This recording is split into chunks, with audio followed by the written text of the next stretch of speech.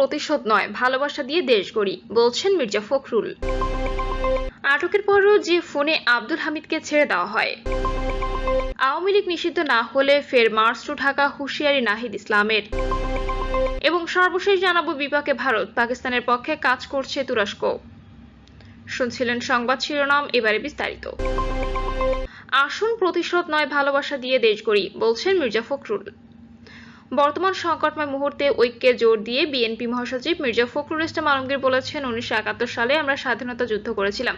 সেই সময়ে যে অসাধারণ ভ্রাতৃত্ব ঐক্য নিয়ে আমরা যুদ্ধ করেছিলাম স্বাধীনতার জন্য, সেই বোধ, সেই চেতনায়, সেই ঐক্যকে যেন আমরা অটুট রাখতে পারি। আজকে কোনো শক্তি যেন আমাদেরকে বিভক্ত করতে না পারে।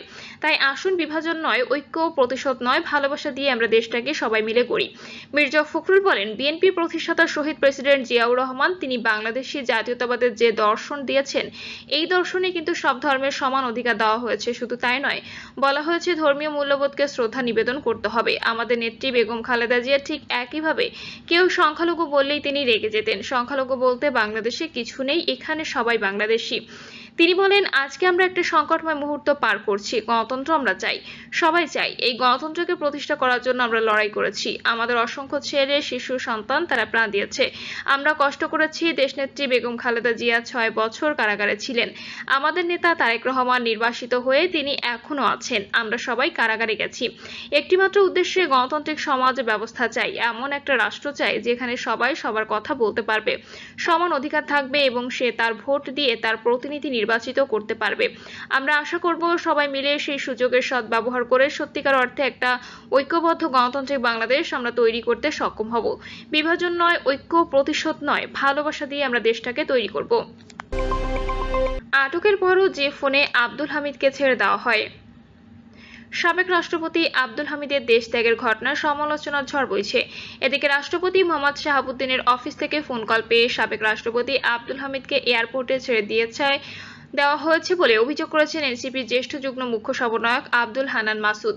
এ ঘটনায় ভেরিফাইড ফেসবুকে পেজে পোস্টে লিখেছেন, আব্দুল হামিদকে বিমানবন্দরে আটকানো হলো, তারপর নাকি চুপ্পুর অফিস থেকে ফোন কল পেয়ে ছেড়ে দেওয়া হলো। এরপরও কি ইন্টারিমকে জুলাই বিপ্লবীরা সাপোর্ট করে যাবে? সরি, হয় চুপ্পুকে সরান, লীগকে ব্যান করেন, আর না হয় নিজেরা সরে যান।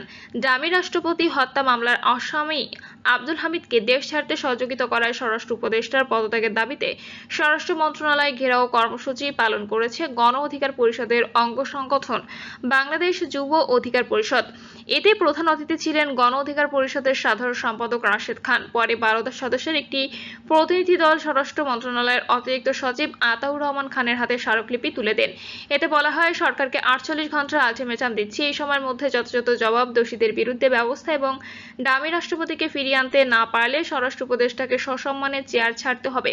অন্যথায় স্বরাষ্ট্র উপদেষ্টার পদত্যাগের দাবিতে সারা দেশে আন্দোলন গড়ে তোলা হবে, যার জন্য দায়ী থাকবে অন্তর্বর্তীকালীন সরকার। সরকারকে 48 ঘন্টার আলটিমেটাম দিচ্ছি। এই সময়ের মধ্যে যথাযথ জবাব, দোষীদের বিরুদ্ধে ব্যবস্থা এবং ডামি রাষ্ট্রপতিকে ফিরিয়ে আনতে না পারলে স্বরাষ্ট্র উপদেষ্টাকে সসম্মানে চেয়ার ছাড়তে হবে।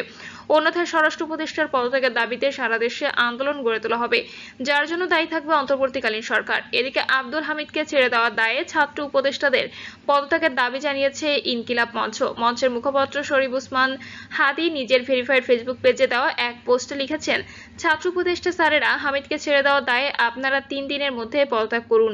এরপর আমরা ইন্টারিম বিরুদ্ধে আন্দোলন নামব। হয় গণহত্যার বিচার ও ফ্যাসিস্টের লীগ নিষিদ্ধ হবে, নয়তো ইন্টারিম বিদায় নেবে। এ দায় থেকে বাঁচার জন্য আপনাদের আমরা সময় দিলাম। যদি সুযোগ গ্রহণ করে আমাদের কাতারে আসেন তাহলে সম্মান পাবেন, আর যদি চেয়ার ছেড়ে দিতে কান্না পায় তাহলে এরপর থেকে আপনাদের তুই বলা শুরু হবে। তাতে বঙ্গীয় গাইল। Talk of the Kishoreganj bureau জানায়, মামলা থাকার পরও আব্দুল হামিদ ও তার শালক স্বাধীনতা চিকিৎসক পরিষদের প্রভাবশালী নেতা ডক্টর নওশাদ খানের বিদেশে পাড়ি জমানোর এ ঘটনা এখন টক অব দ্য টাউন কিশোরগঞ্জ। মামলার আসামি হয়েও সাবেক রাষ্ট্রপতির মতো ব্যক্তি কিভাবে বিমানবন্দর দিয়ে দেশ ত্যাগ করতে পারলেন, সেটি এখন কিশোরগঞ্জের সব শ্রেণী পেশার মানুষের মুখে মুখে। আওয়ামী লীগ নিষিদ্ধ না হলে ফের মার্চ টু ঢাকা, হুঁশিয়ারি নাহিদ ইসলামের। আওয়ামী লীগকে নিষিদ্ধ করার বিষয়ে দ্রুত কঠোর সিদ্ধান্ত না এলে ফের মার্চ টু ঢাকার মতো আন্দোলনের কর্মসূচির হুঁশিয়ারি দিয়েছেন জাতীয় নাগরিক পার্টির আহ্বায়ক ও অন্তর্বর্তী সরকারের সাবেক উপদেষ্টা নাহিদ ইসলাম। নাহিদ ইসলাম লেখেন, শাহবাগের অবস্থান চলমান থাকবে। আওয়ামী লীগ ও দেশের সার্বভৌমত্ব প্রশ্নে জুলাইয়ে সকল শক্তি এক হবে, এটাই প্রত্যাশা।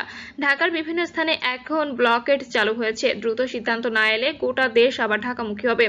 এর আগে বৃহস্পতিবার রাত থেকেই এনসিপি নেতাকর্মীরা আওয়ামী লীগ নিষিদ্ধের দাবিতে অন্তর্বর্তী সরকারের প্রধান উপদেষ্টার বাসভবন যমুনার সামনে বিক্ষোভ শুরু করেন। রাত পেরিয়ে শুক্রবার দুপুরেও যমুনার প্রধান ফটকে অবস্থান নেন দলটির নেতাকর্মীরা। পরে শুক্রবার বিকেলে শাহবাগ ব্লকেড নামের কর্মসূচি ঘোষণা করে এনসিপি।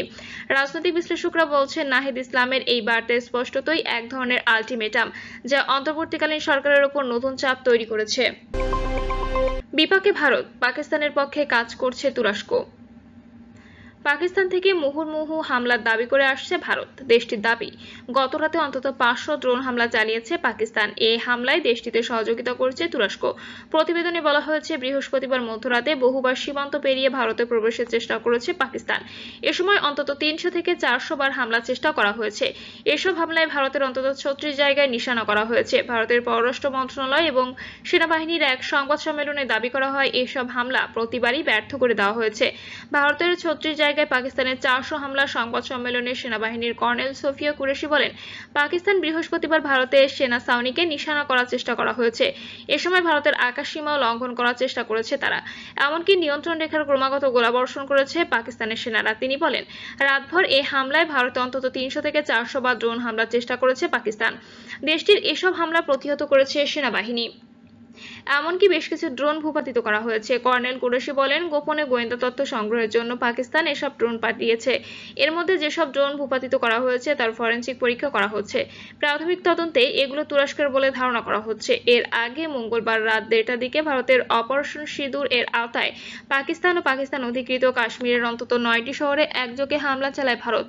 ভারত দাবি করে, জম্মু ও কাশ্মীরের পেহেলগামে সন্ত্রাসী হামলার প্রতিশোধ হিসেবে তারা এই অভিযান চালিয়েছে। এরপর বৃহস্পতিবার সারা দিন জুড়ে পাকিস্তানের অভ্যন্তরে আরও বহু ড্রোন হামলা চালানো হয়। পাকিস্তানের সামরিক বাহিনীর মুখপাত্র লেফটেন্যান্ট জেনারেল আহমেদ শরীফ চৌধুরী জানান, বাহাওয়ালপুরের পূর্ব অঞ্চলে 13 জন নিহত হয়েছেন, যাদের মধ্যে রয়েছে 2-3 বছর বয়সী একটি শিশু মেয়ে, 7 নারী ও 4 পুরুষ।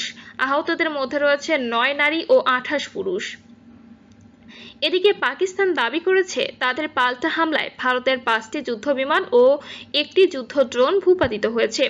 আইএসপিআর এর ডিজি বলেন, শত্রুর আগ্রাসনের জবাবে প্রতিরক্ষামূলকভাবে আমরা 3টি রাফেল জেট, একটি মিগ-29, একটি এসইউ বিমান এবং একটি হেরন যুদ্ধ ড্রোন গুলি করে ভূপাতিত করেছি। প্রিয় দর্শক, এই ছিল এখনকার সর্বশেষ সংবাদ। আপডেট সব সংবাদ পেতে চ্যানেলটি সাবস্ক্রাইব